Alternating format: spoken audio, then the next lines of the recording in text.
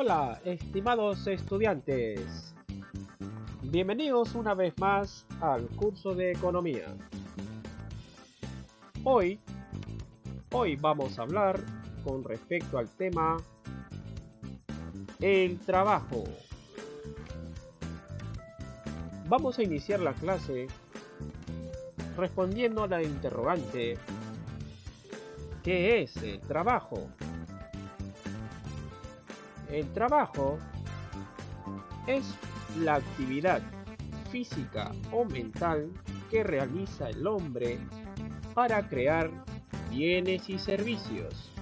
Se caracteriza porque actúa de manera activa en el proceso productivo. Está representado por el tiempo que utilizan los seres humanos en el proceso productivo. Etimológicamente, la palabra trabajo proviene del latín tripalium, que significa tres palos. Era un instrumento de tortura formado por tres estacas a las que se amarraba al reo. Si el sufrimiento lleva a una remuneración económica, entonces estamos hablando del concepto actual del trabajo. Características del trabajo. Es una actividad consciente y racional. Esto es debido a que la persona lo realiza de manera consciente, aplicando esfuerzo, sus habilidades, sus capacidades y conocimientos con un grado de lógica y adecuación. El trabajo implica esfuerzo físico o mental que implica fatiga. Esto se da por la carga de trabajo que implica requerimientos físicos y mentales a lo que se ve sometido el trabajador a lo largo de su jornada laboral.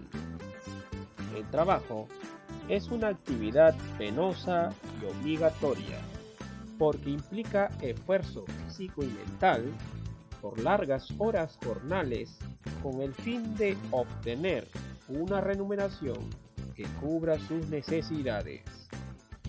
El trabajo persigue un fin económico, ya que el hombre percibe los ingresos para la subsistencia a partir de una compensación como fruto de su trabajo. El trabajo es creador de valores materiales y espirituales. Es decir, los valores materiales posibilitan y ayudan a que las personas puedan mantener y sostener la mejor calidad de vida a lo largo del tiempo. El trabajo es una actividad lícita y moral, ya que el trabajo dignifica al hombre porque lo hace sentir capaz, útil y necesario. Por último, el trabajo es el factor básico y activo en la producción, ya que el trabajo es necesario para el inicio del proceso económico y está representado en la fuerza física y mental de los empleados. Clasificación del trabajo. El trabajo, según el tipo de actividad predominante, puede ser manual, donde predomina la actividad física. Un ejemplo, el mecánico. E intelectual, donde predomina la actividad mental. Un ejemplo, el médico. Según la responsabilidad, el trabajo puede ser realizado por el director, lo realiza quien dirige, quien da órdenes, un ejemplo, un gerente, y a la vez el ejecutor, quien lo realiza aquel que recibe órdenes, un ejemplo, el albañil. Y según el grado de calificación, el trabajo puede ser calificado, en el cual requiere de cierto aprendizaje por educación o experiencia, un ejemplo, un abogado. O también puede ser simple o no calificado. No se requiere previo aprendizaje. Un ejemplo, un ayudante de cocina. Evolución del trabajo. A través de la historia se han dado las siguientes formas o sistemas de trabajo. Etapa colectivista. El trabajo se realiza mediante la colaboración de los miembros del grupo social. Los bienes que se consumen son adquiridos con el esfuerzo de todos. En estas sociedades el trabajo es un medio para subsistir y su realización no demanda jerarquías, pero sí de especialidad. Un ejemplo, las sociedades primitivas. Luego está la etapa de la cooperación forzada. Con esta etapa, el trabajador, en contra de su voluntad, es obligado a trabajar. Y aquí hay dos tipos de sistemas. La esclavitud es propia de la antigüedad y surge como producto de la dominación de un pueblo sobre otro. El esclavo no tiene derechos ni siquiera a su propia vida. Y también está la servidumbre, es propia de la Edad Media. Bajo este sistema, el siervo era una especie de esclavo con algunos derechos. El señor feudal no era dueño de la vida del siervo, sino solamente de su trabajo. Etapa de cooperación libre. Tenemos el sistema gremial. Aparecen cuando surgen las ciudades. Los gremios o corporaciones eran asociaciones de hombres del mismo oficio. El sistema de la libre contratación. Surge durante la Revolución Francesa. Se establece la libre contratación fundada en el derecho que todo individuo de ejercer libremente su profesión o actividad. También está el sistema de contrato colectivo. La empresa no contrata a trabajador en forma individual, sino que lo hace a través del sindicato que lo representa y todos los trabajadores están obligados a acatar todo lo acordado entre la empresa y el sindicato. El trabajo y la organización sindical. Los trabajadores necesitaban conseguir condiciones mínimas de trabajo y defenderse de la explotación de los propietarios. En estas circunstancias nace una organización de defensa llamado el sindicato. Los sindicatos también se asocian por circunscripciones geográficas, locales, regionales y nacionales. Los nombres varían, pueden ser federaciones o confederaciones. En el Perú son conocidas, por ejemplo, el Sindicato Unitario de Trabajadores en Educación del Perú, el SUTEP, o también la Confederación General de Trabajadores del Perú, la CGTP. División del trabajo.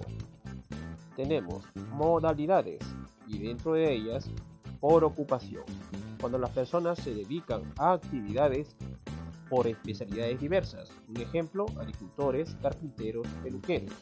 Dentro de cada ocupación, cuando cada trabajador se dedica únicamente a realizar un aspecto o una parte de su trabajo. Un ejemplo, médicos, pediatras, abogados. Ventajas y desventajas de la división del trabajo. Entre las ventajas tenemos ahorro de tiempo, energía y materia prima, mejoramiento del producto debido a la mayor experiencia y destreza en la producción, mayor producción, mayor destreza y habilidad del trabajador, debido a la repetición constante de la misma actividad. Y entre las desventajas tenemos la mecanización del trabajador, la incapacidad física para otras labores, e infantiliza su mente debido a que hacen tareas simples que no requieren de mayor esfuerzo mental. Retribución al trabajador, denominado también salario. Entre ellas tenemos el salario a destajo, aquel que se calcula por unidades de productos efectuados sin tener en cuenta el tiempo empleado en su realización. El salario nominal es la cantidad de unidades monetarias que recibe el trabajador por su trabajo. Es la expresión monetaria del precio del trabajo. Salario real es la cantidad de bienes y servicios que efectivamente el trabajador puede adquirir con la cantidad de dinero que recibe. Es la relación que existe entre el salario nominal y los precios de los bienes que el trabajador consume. El salario por tiempo es la retribución asignada al trabajador según el intervalo de tiempo que haya elaborado en la empresa. El salario mínimo vital es el salario ideal. Señala el ingreso mínimo que debería percibir un trabajador en un determinado periodo de tiempo para cubrir sus necesidades vitales. Depende de una canasta básica del consumo. El salario mínimo legal es establecido por el gobierno para proteger al trabajador. Es lo mínimo que el empleador debe pagar a sus trabajadores a cambio de una jornada ordinaria de trabajo.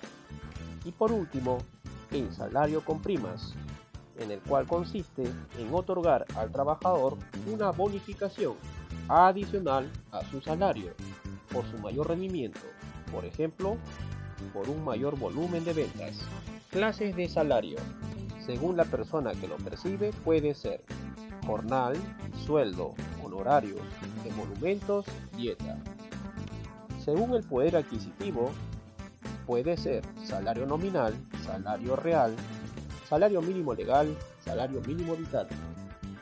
Y según lo que se pague, puede ser el salario por tiempo, el salario a destajo o por obra, el salario con primas, el salario con participación en los beneficios.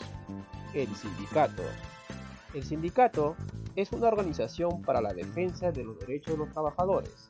Como funciones tiene defender los derechos del trabajador, fortalecer el poder de negociación de los trabajadores ante la empresa, promover mejoras salariales y fomentar la ayuda mutua y la solidaridad entre sus miembros.